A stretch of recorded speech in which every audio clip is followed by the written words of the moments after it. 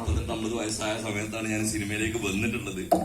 അപ്പോ ഇങ്ങനെ ഒരു നല്ലൊരു അവസരം തന്ന ഫാസിലിനോട് നന്ദി കടപ്പാട് അറിയിക്കുന്നു. ഇതുപോലെ ഒരു വേദിയിലും അതേപോലെ തിരുവനന്തപുരത്തും ഇതുപോലെ നിറഞ്ഞ സദസ്സിലിരുന്നിട്ട് ഞാൻ അഭിനയിച്ച രംഗം കാണാനും അതിന് ജനങ്ങളിൽ നിന്ന് കിട്ടിയ കയ്യടിയും അത് തന്നെയാണ് ജീവിതത്തിൽ മറക്കാൻ പറ്റാത്തൊരു അനുഭവമാണ്. Thank you.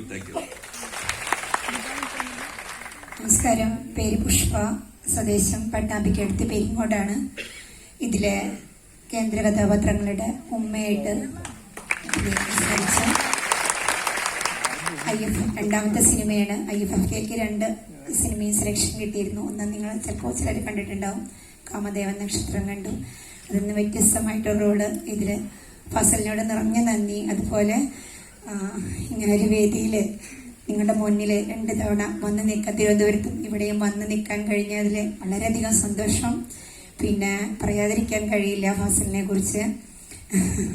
അങ്ങനെയല്ല, ഫാസില് പലരും ഇതിൻ്റെ ഇടയിൽ നിങ്ങൾ പരിചയപ്പെട്ടിട്ടുണ്ടാവും ഫാസിലിന്. അത് തന്നെയാണ് ഫാസിലിന്റെ വിജയം. തികഞ്ഞ എളിമ, തികഞ്ഞ എന്താ പറയാ, ഒരു ഡയറക്ടറല്ല, ഒരു കൂട്ടുകാരൻ, പരിപൂർണ സ്വാതന്ത്ര്യം. അതാണ് ഞങ്ങളുടെ സെറ്റിലെ 30 ദിവസം ഞങ്ങൾ അനുഭവിച്ചത്. അപ്പോ അത് പറഞ്ഞറിയിക്കാൻ വാക്കുകളില്ല. ഇനിയും ഫാസിലിന് ഒരുപാട് വിജയങ്ങൾ ഉണ്ടാവട്ടെ.